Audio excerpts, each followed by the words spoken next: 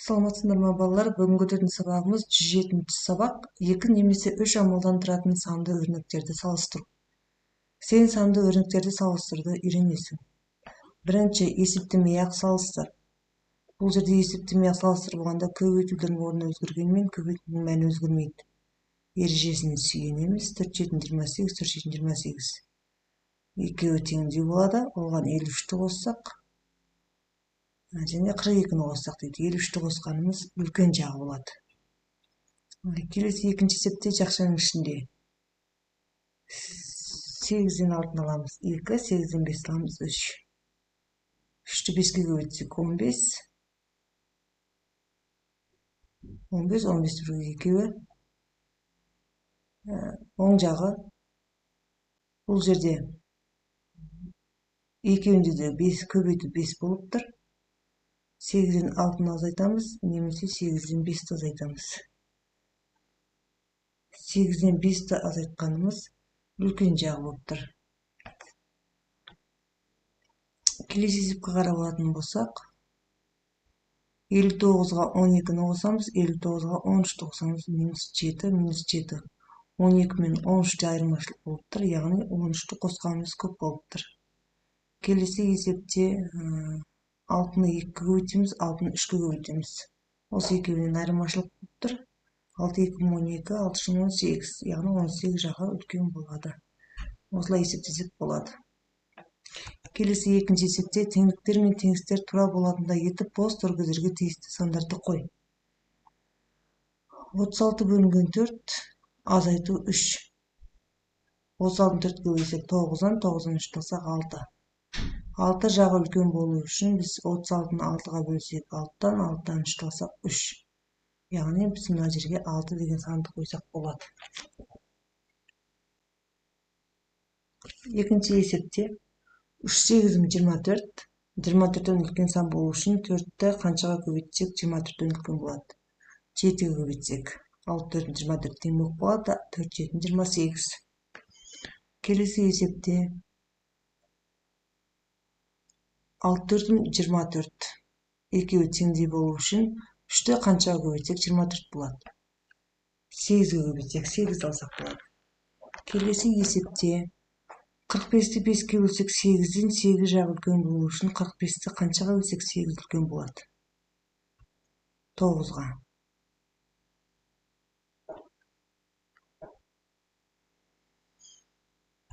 Келесі 3-нчи эсепке барсак, эсепте чыгар. Аким орам сымдан ар кайсынын узундугу 8 дециметр болотундай этип 5 рет кыйып алды.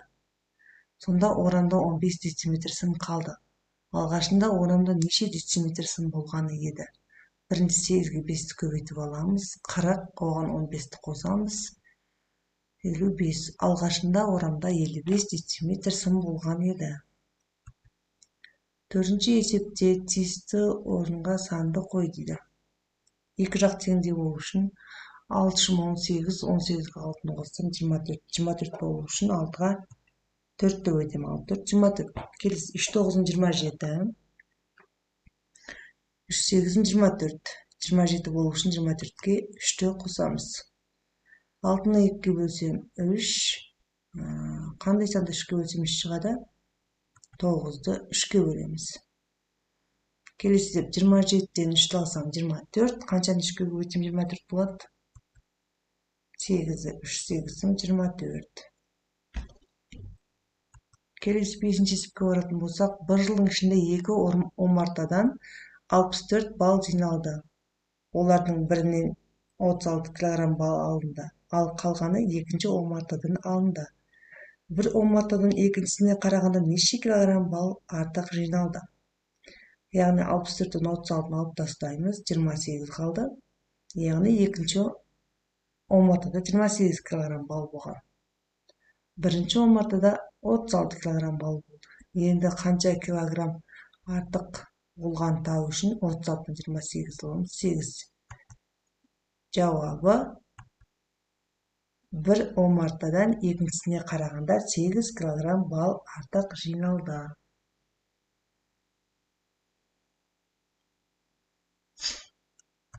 Келесі 6-нчы эсепте салыштыр. 4 литр 7 литр. Әрине 7 литр жағы үлкен. 2 метр 2 дециметр. 2 метрде қанша дециметр бар? 20 дециметр. Әрине 2 метр жағы үлкен.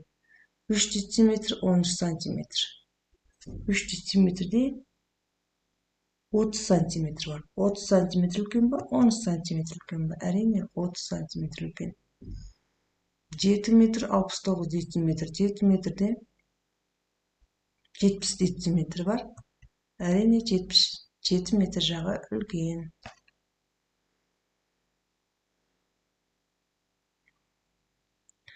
5 метрде 50 дециметр бар. Оған 3 дециметрді қоссақ 53 дециметр. Әрине 53 дециметр жағы үлкен. 2 дециметрде 20 сантиметр бар. 20 сантиметрге 4 сантиметрді қоссақ 24 сантиметр. Екі жақ теңдей болып тұр. 7-ші есепте есептемеге салыстыр. Бұл жерде қосылғыштардың орны өзгерген. 24 қосылған 49, 49 қосылған 24 екеуінің мәні өзгермейді, теңдей деген сөз. Енді сол саннан 5-ті алсақ көп сан қалма, 6-ны алсақ көп сан қалма. Әрине сол шыққан саннан 5 санды алсақ көп сан қалады. Келесі есепте жақшаның іші теңдей болып тұр, көбейту үшімізде теңдей болып тұр. Көбейту 3 пен бөлу 3 болып тұр, екінші оң жағында бөлу болып тұр. Әрине көбейтіп жағы үлкен болады. Келесі есепте 4 қосылған 1 мен 1 қосылған 4 екеуі теңдей болып тұр. 5 көбейту 3 пен 3 көбейту 5-іміз теңдей болып тұр. Яғни теңдеуіміз екі жағы бірдей теңдей деген сөз. 8-ші есепке баратын болсақ, сары түсті жолақшылардағы сандар мен жасырынған сөздерді оқы. Ол үшін әрбір санда кестедегі сандардың көбейтіндісінің мәнімен алмастыр. Мысалы 5 көбейту 1 5. Әр қатар мен бағаның қиылысындағы көбейтуінің мәнін сәйкес әріпті табамыз. Бізде қазір сөйлем шығу керек. Енді бізде сөйлем шығу үшін мына жерде 5 деп тұр. 5 бірім 5. Бұл Т деген әріп. 10 деп тұр. 5-ті қаншаға көбейтсе 10 шығады? 2-ге. Аны қоямыз. 12. 6 2 12.